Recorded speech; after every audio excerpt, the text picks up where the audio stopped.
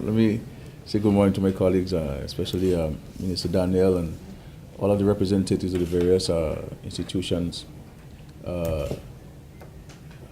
social partners who've been doing a fantastic job in helping the most vulnerable among us in our society.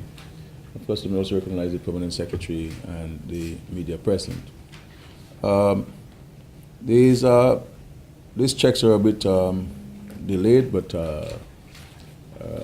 rather late than never, as I always say, because I'm sure that the need is still there, and you will still have use for the funds. If it's too late, then you can tell me so I can spend the money otherwise, because we have use for it. But we, as a government, we try to play our part as far as practically possible in assisting your institutions in your efforts to reach out to as many beneficiaries as possible. What you do is not an easy task. It takes a lot of time, it takes a lot of commitment and dedication and love, and it also takes a lot of resources. And sometimes, very few in society are playing their part in making their contributions to this kind of pursuits. I think people find it easier to criticize than to help, and we have to try to be a beacon of hope or shining light for many of the downtrodden people. I mean, when you speak about whether it's the House of Hope in Dailies, or the Mao Home, or the Respite Center in Chance in Portsmouth, or the Operation Youth Quick, or the Grotto, the Infirmary, you're doing a fantastic job in reaching out to many of these people who otherwise would not have had a facility where they could get that kind of support and love and at the end the extension of their life on earth. So we're very happy to be here. I think the total amount of monies that will be handed over here this morning is $462,664.69. Now that amount is just for the capital works. That's to improve on your facilities based on your request to us. Some of you have to expand, some of you have to improve on the existing condition, some of you have to make your facilities safer, fencing of the properties. Some of you, especially in the Respite Center in Portsmouth, the internal works which need to be done to enhance the safety of the beneficiaries of this facility.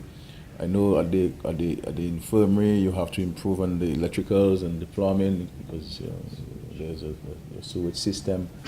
There are some real challenges there. And then the second level of support is based on your request for an increase in the recurrent expenditure of your facility, and that will be factored into the new financial year coming up.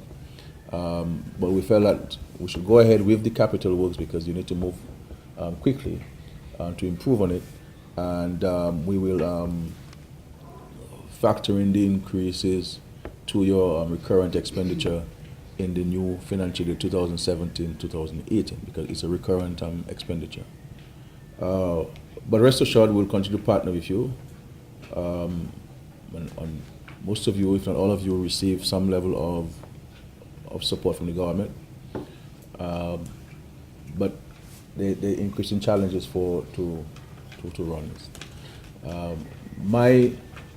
My hope is that we can see more young people at the forefront of providing the care for the less fortunate. Because when I meet with a number of your institutions and I look at the board members, most of the board members are retired people who are still making their contribution after having made 50, 60 years, 70 years of contribution to the country's development. And the question is, where are all of the young people who have all benefited from the little that the country has to offer, whether it's for an education, whether it's for subsidized state lands to build a home, whatever it is.